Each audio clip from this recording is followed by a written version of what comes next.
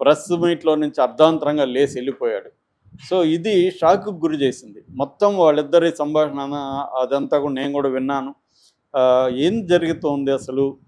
దీనివల్ల ట్రంపు పదే పదే చెప్తున్నాడు. నువ్వు మూడో ప్రపంచ యుద్ధానికి తెరలేకపోతున్నావు. థర్డ్ వరల్డ్ వార్ వైపుగా నువ్వు వెళ్తున్నావు అనేది ట్రంప్ హెచ్చరిస్తున్నాడు.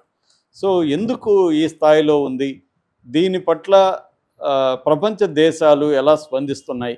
ముఖ్యంగా యూరోపియన్ సమాజం ఎలా స్పందిస్తుంది? ఎందుకంటే దీంట్లో యూరోపియన్ సమాజం, అమెరికా, రష్యా, ఉక్రెయిన్ ఇవి ఇన్వాల్వ్ అయినాయి డైరెక్ట్గా.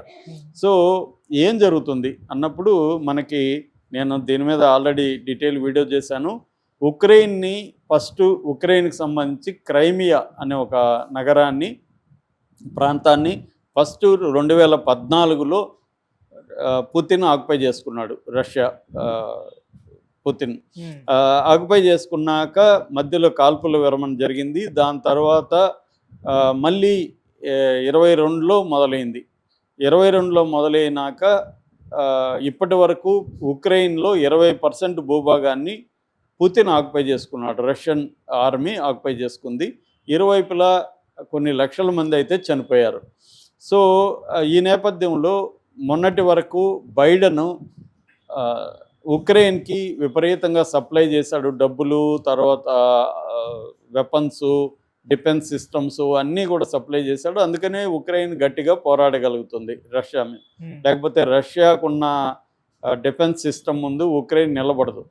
సో అదే ప్రధాన కారణం. అట్లాగే యూరోపియన్ దేశాలు కూడా నాటో దేశాలు, నార్త్ అట్లాంటిక్ ట్రీటీ ఆర్గనైజేషన్, అందులో దాదాపు 32 దేశాలు ఉన్నాయి. అందులో మ్యాక్సిమం దేశాలు కూడా సపోర్ట్ చేస్తున్నాయి. సో మేజర్ ప్రాబ్లం ఏంటంటే నాటోలో ఉక్రెయిన్ చేరబోతుంది అనే దీనివల్లనే రష్యా ఉక్రెయిన్ని నువ్వు చేరద్దు నాటోలో చేరితే నాటో బలగాలు నా పక్కనకి వచ్చి చేరతాయి, నాకు ఇబ్బంది అని రష్యా ప్రెసిడెంట్ చెప్తే ఉక్రెయిన్ వినలేదు. అందుకనే ఉక్రెయిన్ మీదకి దాడికి ఈయన వెళ్ళాడు. ఇది ప్రధానమైన కారణంగా చెప్పచ్చు. సో అప్పటి నుంచి వార్ జరుగుతూ ఉంది. 3 ఏళ్ళు కంప్లీట్ అయిపోయి 4వ సంవత్సరంలోకి ఎంటర్ అయిపోయింది.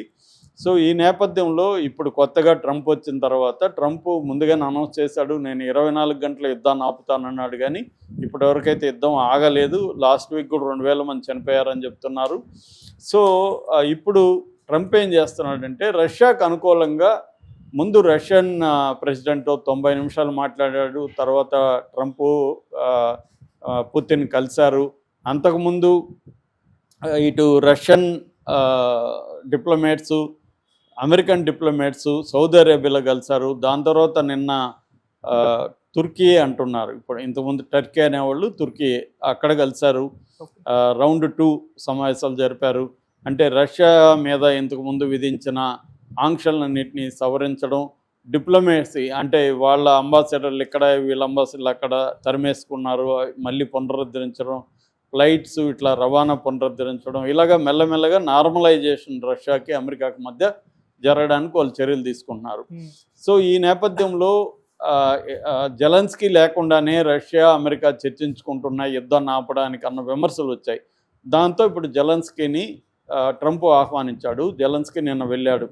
నిన్న వెళ్ళిన దానికి ప్రధాన కారణం ఏంటంటే ట్రంప్ జెలెన్స్కీకి యుద్ధాన్ని ఆపుతున్నాడు కాబట్టి దానికి బదులుగా ఉక్రెయిన్లో ఉండే రేర్ ఎర్త్ మెటీరియల్స్ అంటారు, ఆ రేర్ ఎర్త్ మెటీరియల్స్ని అమెరికాకి ఇవ్వమని అడిగాడు.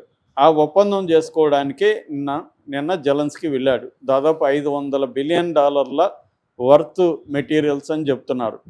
దాని ఎలాంటి ఒప్పందం అంటే అది ఇద్దరు పెట్టుబడులు పెడతారు, అమెరికా ఎక్కువ పెడుతుంది, ఇద్దరు కలిసి దాన్ని అక్కడ రేర్ ఎర్త్ మెటీరియల్ని వెలికి తీసి దాని ప్రాసెసింగ్ అంతా అయినాక షేర్లో ఒక షేర్ అనుకొని పర్సంటేజ్ అనుకొని పంచుకుంటారు ఇద్దరు. ఇది బేసిక్గా ఒప్పందం. ఈ ఒప్పందం ముందు చేసుకున్న తర్వాత యుద్ధ విరమణ చేసుకోవచ్చు. ఇప్పుడు ఈ ఒప్పందం చేసుకుంటే మా సైన్యం వచ్చి అక్కడ దిగుతుంది కాబట్టి రష్యా మీ మీద దాడి ఆపుతారు అనేది ట్రంప్ ఇచ్చిన ఆఫర్ అనమాట. జెలెన్స్కీ దీనికి ఒప్పుకున్నాడు. అయితే జెలెన్స్కీకి Trump and Vance, vice president Vance, వీళ్ళిద్దరికి మధ్య గొడవ ఎక్కడ స్టార్ట్ అయిందంటే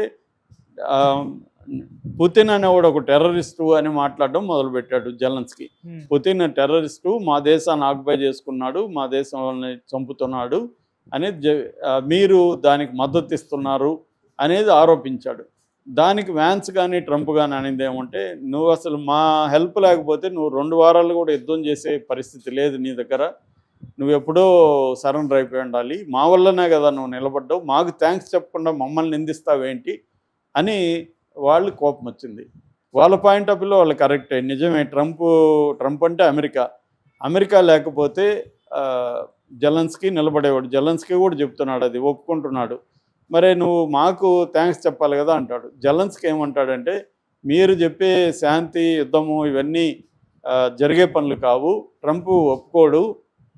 ఇంతకుముందు కూడా శాంతి విరమణ అని చెప్పి ఒప్పందం చేసుకున్నాము, ఖైదీల పరస్పరం మార్పిడి కూడా ఒప్పందం చేసుకున్నాం, ఏది అతను ఖాతరు చేయలేదు.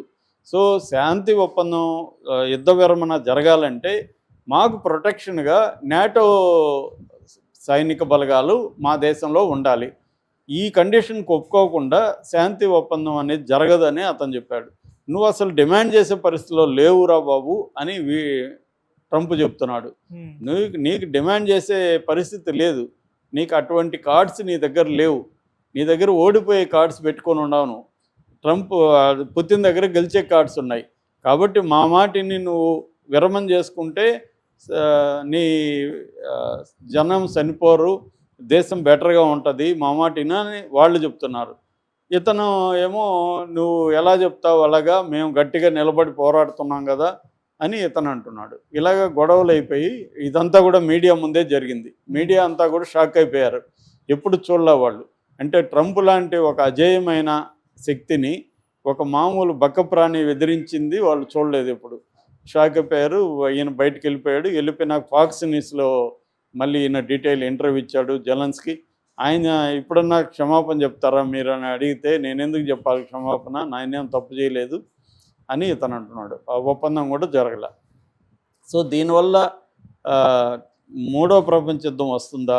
ఎందుకంటే ఈయన ఎప్పుడైతే చర్చల నుంచి బయటకు వచ్చాడో ఇటు ఫ్రాన్స్ అధ్యక్షుడు మాక్రాన్ ఫోన్ చేసి మేమున్నాం నీకు ధైర్యంగా ఉండని జెలెన్స్కీకి చెప్పాడు. తర్వాత స్పెయిన్ అండ్ పోలాండ్ ప్రధానమంత్రులు ఫోన్ చేశారు. తర్వాత జర్మన్ ఛాన్సలర్ కొత్తగా మొన్ననే ఎన్నికైన ఓలాఫ్ స్కోల్జ్ ఫోన్ చేసి చెప్పాడు. అట్లాగే యూరోపియన్ యూనియన్ అధ్యక్షురాలు ఉర్సులా, ఆమె కూడా ఫోన్ చేసి ధైర్యం చెప్పింది. మరోపక్క యూకే మొన్ననే ఆయన కూడా యూకే అధ్యక్షుడు కూడా, యూకే అంటే ఇంగ్లాండ్ అధ్యక్షుడు కూడా ట్రంప్ను కలిశాడు. స్టార్మర్ అంటారు ఆయన్ని, స్టార్మర్ కూడా కలిశాడు. ఆయన ఆందోళన వ్యక్తం చేస్తున్నాడు. ఆయన కూడా జెలెన్స్కీకి ఫోన్ చేశాడు, మీరిద్దరూ ఒప్పందం కుదిరితే బాగుంటుంది అనుకున్నాము,